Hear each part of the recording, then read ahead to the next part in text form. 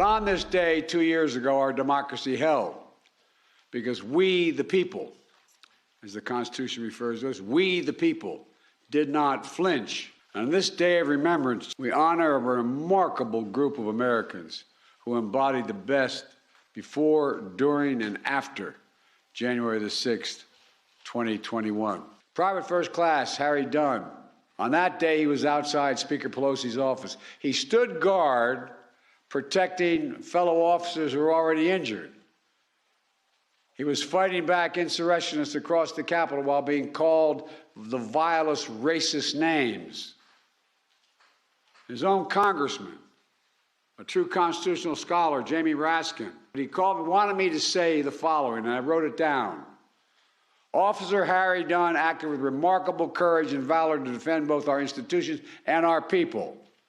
Went on to say, generations to come will think of him and these officers and thank them for their service.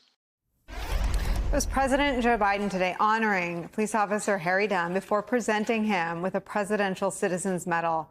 Officer Dunn is one of 14 recipients who were honored for their work in preventing the 2020 election from being overturned by the twice impeached and disgraced ex-president and his allies. Included officers Caroline Edwards, the first law enforcement officer who was injured by the rioters that day, Michael Fanone, a Washington police officer who was injured in the attack, Aquilino Gunnell, a sergeant with the Capitol Police who was injured in the attack, Eugene Goodman, Capitol Police officer who led a pro-Trump mob away from the entrance to the Senate chamber. They got really close during the attack. Daniel Hodges, a Washington police officer who was injured in the attack. It was his first time in the Capitol. And officers Brian Sicknick, Howard Liebengood, and Jeffrey Smith, who gave their lives to defend the Capitol. President Biden also recognizing election officials who resisted Trump's efforts to overturn our democracy. Ruby Freeman, her daughter Shay Moss. They processed ballots during the 2020 election for the Fulton County, Georgia Elections Board. They were falsely accused of fraud by Trump and his allies. Rusty Bowers, the former Arizona House Republican, and Al Schmidt, a city commissioner in Pennsylvania, who both stood up to Trump and insisted all absentee ballots be counted. Also, Jocelyn Benson, the Democratic Secretary of State in Michigan. She'll join us in the next hour. But we are so honored to be joined by Capitol Police Officer Harry Dunn, who is missing the festivities in his honor to talk to us. He writes about his experience defending the Capitol on January 6th in the book Standing My Ground, A Capitol Police Officer's Fight for Accountability and Good Trouble. You are so important to the country. You are so important to all of us. Your heroics, we only learned about them on that day. But I think the thread you pull, I saw your Twitter thread today, in checking on people, in asking that question, are you okay? And in normalizing the conversation about the answer being no. I know you are a lot of people's hero, and a medal isn't enough. But congratulations on this high honor today. Thanks a lot. I appreciate it. And as you know, being on your show before, I'm never at a loss for words. But I'm over the moon, elated, and just completely humbled to be standing here as a recipient of this medal right now. You know, I actually have watched that. I watched the president's speech and I cried through the whole thing. And I thought I was going to get through it this time and not cry. That doesn't seem to be the case for me. But do you feel, in looking at the body of work from the Select Committee, it was palpable the way the whole country wants to lift all of you up, that we value our democracy more than maybe we knew we needed to. Maybe we understand the threat to it. Do you see sort of a mix of silver linings? I don't know if that's a disrespectful word, considering the sacrifices that were made by you and your fellow officers that day. You know, law enforcement for the last few years has been a hot topic issue, and rightfully so. There's a lot of practices and things that it needs to be addressed with policing. However, on that day, the Capitol Police, the Metropolitan Police officers came to, and we did our job. We upheld our oath. We at the moment, it's hard to say that we knew we were defending democracy. Our oath that we took was to defend democracy. So I think every single day that we're doing our job, we look at it as, you know, defending democracy, whether it's standing outside the House chamber while they decide on who the speaker is, or fighting an insurrectionist mob 2 years ago.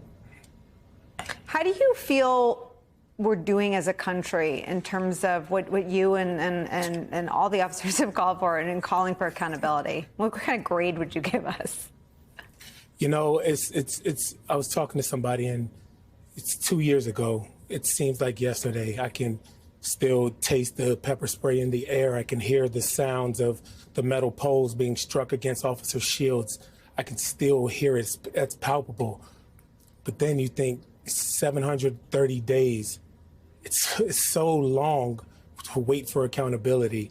I joked around and said, you know, if I was the Attorney General, I would have filed charges on January 7th. But I'm not, luckily, I'm not the Attorney General, and we just have to trust that he's going to do the job and do it correctly. But it is taking a long time, and I guess just got to keep being patient, because what other choice do we have besides to be patient? What other choice do we have? What are your thoughts about seeing some of the members who deny the violence that you just described better than I could? The sound of the poles, some of them were flags, Trump flags, being used against the shields. They were used against the officers as well.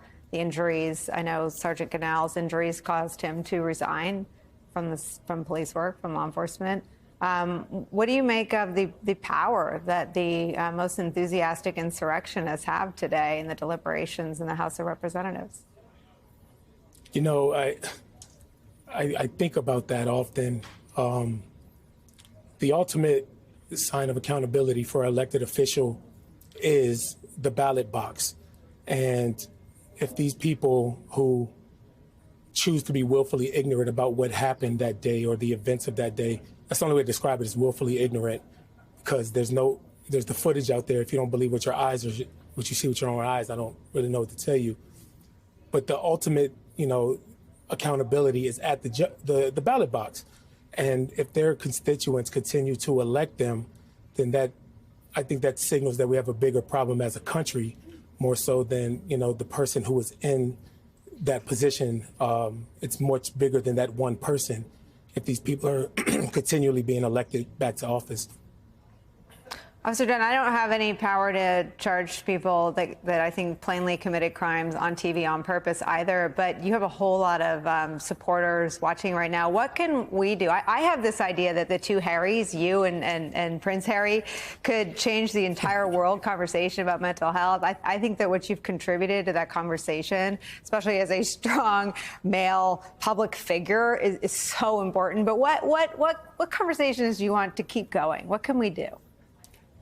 The vulnerability that Prince Harry showed, by the way, is it's remarkable. I mean, good on him. Right? See, this is when I always feel like you and I need 2 hours. We could have a whole conversation about that. Yeah, I mean, good on him, man. Like, that's, you know, this isn't easy. You know, I would trade this medal in a heartbeat to go back to not knowing where anybody knew who I was.